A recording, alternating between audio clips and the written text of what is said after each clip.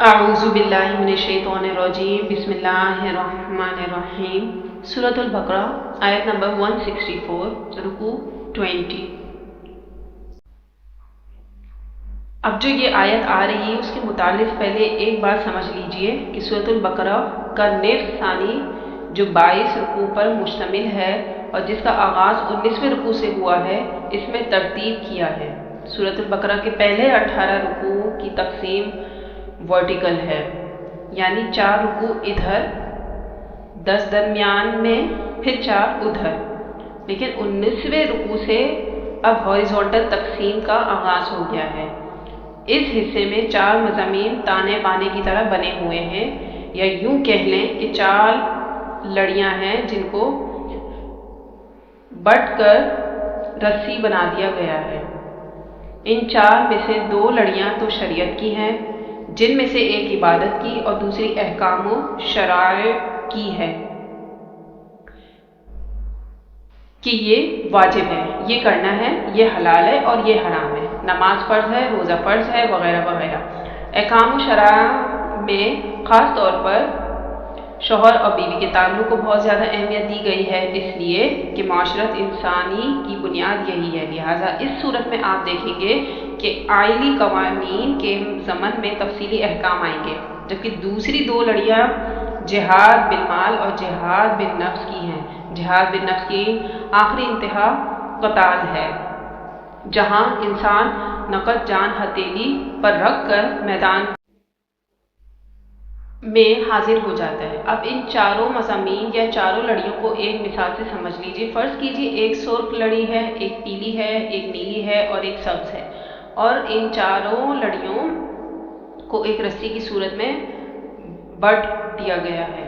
اسی رسی کو دیکھیں گے تو 4 رنگ کٹے پھٹے نظر آئیں گے، پہلے سرخ، پھر پیلا، پھر نیلا اور پھر سبز نظر آئے گا، لیکن اگر رسی کے بل کھول دیں تو ہر لڑی مسلسل نظر آئے گی۔ چنانچہ سورہ بقرہ کے نصف آخر میں عبادات، احکام شریعت، جہاد بالمال اور جہاد بالنفس کے 4 مضامین 4 لڑیوں کی مانند گھٹے ہوئے ہیں۔ یہ 4 لڑیاں تانے بانے کی طرح بنی ہوئی ہیں، لیکن اسی بنتی میں بہت بڑے بڑے پھول موجود ہیں۔ یہ پھول قرآن مجید کی عظیم ترین اور طویل آیات ہیں، جن کی نمایاں ترین مثال آیت الکرسی ہے۔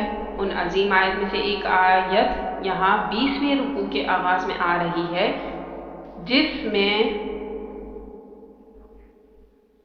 آیت آلایات کا عنوان دیا ہے، اس لیے کہ قرآن مجید کی کسی اور آیت میں اس قدر مظاہر فطرت یکجا نہیں ہے۔ اللہ تعالیٰ تمام مظاہر فطرت کو اپنی آیات قرار دیتا ہے۔ آسمان اور زمین کی تخلیق، رات اور دن کا الٹ ہے۔ اللہ تعالیٰ فرما رہے ہیں إِنَّ فِي خَلْقِ السَّمَاوَاتِ وَالْأَرْضِ وَاخْتِلَافِ اللَّيْلِ وَالنَّهَارِ وَالْفُلْكِ الَّتِي تَجْرِي فِي الْبَحْرِ بما ينفع الناس وما أنزل الله من السماء من ماء فأحيا به الأرض بعد موتها وبث فيها من كل دابة وتصريف الرياح والسحاب المسخر بين السماء والأرض لآيات لقوم يعقلون۔ ترجمہ: بے شک آسمانوں اور زمین کے پیدا کرنے میں اور رات اور دن کے ایک دوسرے کے پیچھے آنے جانے میں اور کشتیوں اور جہازوں میں جو سمندر میں لوگوں کے فائدے کے لیے رواں ہے، اور مینا میں جس کو اللہ آسمان سے برساتا اور اس سے زمین کو اس کے مردہ ہو جانے کے بعد زندہ، یعنی خشک ہو جانے کے بعد سرسبز کر دیتا ہے، اور زمین پر ہر قسم کے جانور پھیلانے میں اور ہواؤں کے چلانے میں اور بادلوں میں جو آسمان اور زمین کے درمیان گھرے رہتے ہیں، عقل مندوں کے لیے اللہ کی قدرت کی نشانیاں ہیں۔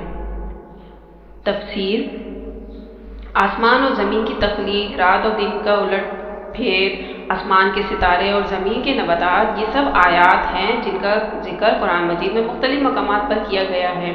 لیکن یہاں بہت سے مظاہر فطرت کو جس طرح ایک آیت میں سمویا گیا ہے، یہ حکمت قرآنی کا ایک بہت بڑا پھول ہے جو ان 4 لڑیوں کی بنتی کے اندر آ گیا ہے۔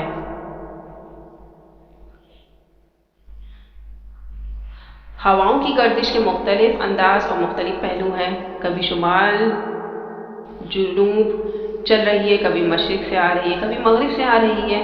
اس گردش میں بڑی حکمتیں کار فرما ہیں۔ ان مظاہر فطرت کو دیکھو اور ان کے خالق اور مدبر کو پہچانو۔ ان آیات آفاقی پر غور و فکر اور ان کے خالق کو پہچاننے کا جو عملی نتیجہ نکلنا چاہیے اور جس تک عام طور پر لوگ نہیں پہنچ پاتے، اب اگلی آیت میں اس کا تذکرہ ہے۔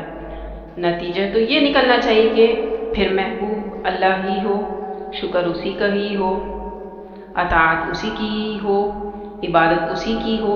جب سورج میں اپنا کچھ نہیں، اسے اللہ نے بنایا ہے اور اسے حرارت عطا کی ہے، چاند میں کچھ نہیں، ہوائیں چلانے والا بھی وہی ہے، تو اور کسی شے کے لیے کوئی شکر نہیں، کوئی عبادت نہیں، کوئی سجدہ نہیں، چنانچہ اللہ تعالیٰ ہی مطلوب و مقصود بن جائے، وہی محبوب ہو۔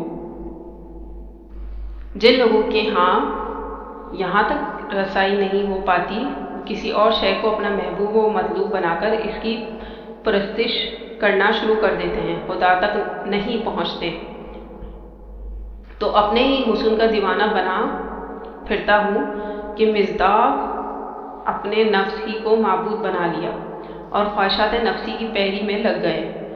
کچھ لوگوں نے اپنی قوم کو معبود بنا لیا، قوم کی برتری اور سربلندی کے لیے جانیں بھی دے رہے ہیں، بعض نے وطن کو معبود بنا لیا۔ اگلی آیت میں تمام معبود باطل کی نفی کر کے ایک اللہ کو اپنا محبوب اور مطلوب و مقصود بنانے کی دعوت دی گئی ہے۔